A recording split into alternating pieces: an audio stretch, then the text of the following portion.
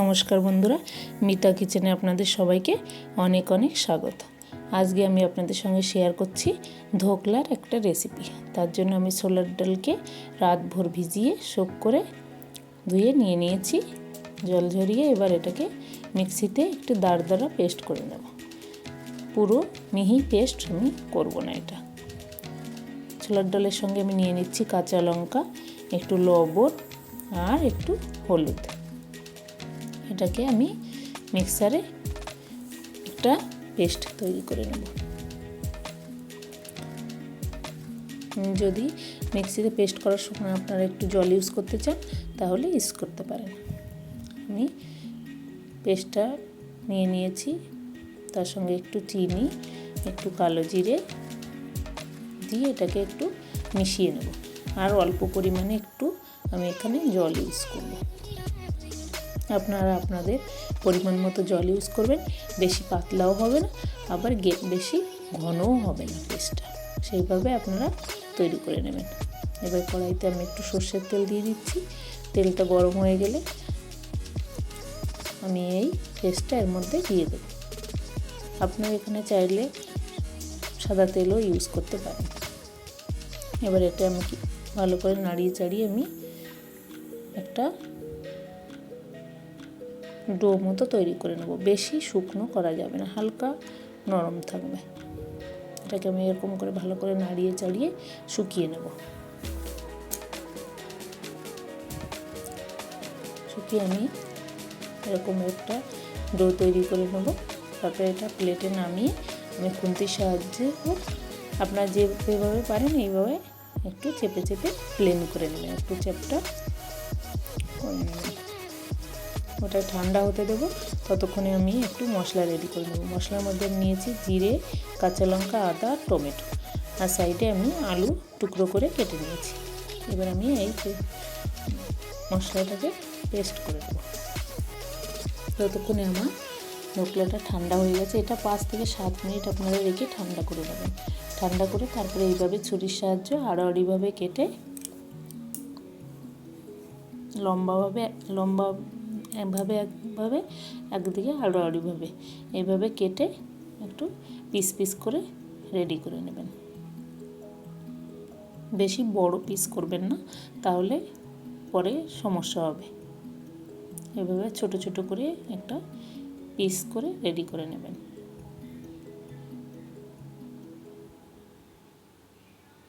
দেখুন বন্ধুরা, আমি এইভাবে ছোট ছোট করে পিস করে রেডি করে নিয়েছি।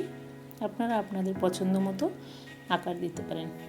এটাকে আপনারা স্লাইসভাবে কেটেও বরফির মতো আকার দিতে পারেন বা এইভাবেও দিতে পারেন। এবার আমি কড়াইতে সাদা তেল দিয়ে, তেলটা গরম হয়ে গেলে এর মধ্যে এই ধোকলার পিসগুলো দিয়ে হালকা লাল করে ভেজে নেব।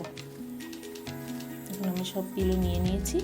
এবার এক এক করে এইভাবে দিয়ে আমি হালকা করে এটাকে নাড়িয়ে ভেজে নেব। এপিট ওপিট করে ভেজে নেব। আপনারা এরকমভাবে ভেজেও স্ন্যাক্স হিসেবে খেতে পারেন। দেখুন আমি এইভাবে এরকম নাড়াচাড়া করে ভেজে সব ধোকলাগুলো আমি ভেজে রেডি করে তুলে নিয়েছি। এটা খেতে খুবই সুস্বাদু হয়। নিরামিষ দিনে আপনারা এই রেসিপিটা তৈরি করে খেতে পারেন। আমি কড়াইতে একটু সর্ষের তেল দিয়ে আলুগুলো আমি দিয়ে দিয়েছি। আলুগুলো দিয়েও আমি খানিকক্ষণ নেড়ে চেড়ে একটু লাল লাল করে ভেজে নেব। আলুগুলো আমার ভাজা হয়ে গেছে। এবার আলুগুলো আমি তুলে নেব। তুলে নিয়ে ওই তেলেই আমি একটা গোটা শুকনো লঙ্কা, গোটা গোলমরিচ, গরম মশলা, তেজপাতা একটু জিরে দিয়ে আমি একটু নাড়িয়ে চাড়িয়ে এটাকে ভেজে নেব। মশলাটা থেকে আমার যখন গন্ধ ছাড়বে, তারপরে আমি যে পেস্টটা রেডি করে নিয়েছিলাম মশলা, জিরে, কাঁচা লঙ্কা, আদা আর টমেটোর একটা পেস্ট রেডি করে নিয়েছিলাম, সেটা আমি দিয়ে দিলাম। এর সঙ্গে একটু হলুদ, লবণ আর একটু চিনি। আপনারা আপনাদের স্বাদ অনুসারে লবণ আর চিনি এখানে ইউজ করবেন। এবারে আমি এই মশলাটাকে নাড়িয়ে চাড়িয়ে ভালো করে কষিয়ে নেব। মশলাটা কষিয়ে নিয়ে তার মধ্যে ভাজা আলুটা আমি দিয়ে দিয়েছি। আলুটা দিয়েও আমি খানিকক্ষণ নাড়াচাড়া করে নেব। আলুটা দিয়ে আমি খানিকক্ষণ নাড়াচাড়া করে নিয়েছি। তার মধ্যে আমি একে একে জল দিয়ে দেবো। আমি এখানে 2 গ্লাস মতো জল ইউজ করেছি, আপনারা আপনাদের পরিমাণ মতো জল ইউজ করবেন। জলটা একটু বেশি লাগবে, কারণ ছোলার ডালের ধোকলাগুলো অনেকটা জল শোক করে নেয়, আর আলুটাও বয়েল হতে একটু সময় লাগবে। এই জন্য আমি এখানে 2 গ্লাস জল ইউজ করেছি। আপনারা যতটা অনুপাতে করবেন ততটা জল ইউজ করবেন। এভাবে আমি একটু খানিকক্ষণ ঢাকনা দিয়ে আলুটা বয়েল হতে দিয়েছি। এবার আমার ঝোলটা অনেকটা ফুটে এসছে। এবার আমি ধোকলাগুলো দিয়ে দেবো। ধোকলাগুলো দিয়ে আমি একটু খানিকক্ষণ ফুটিয়ে নেব।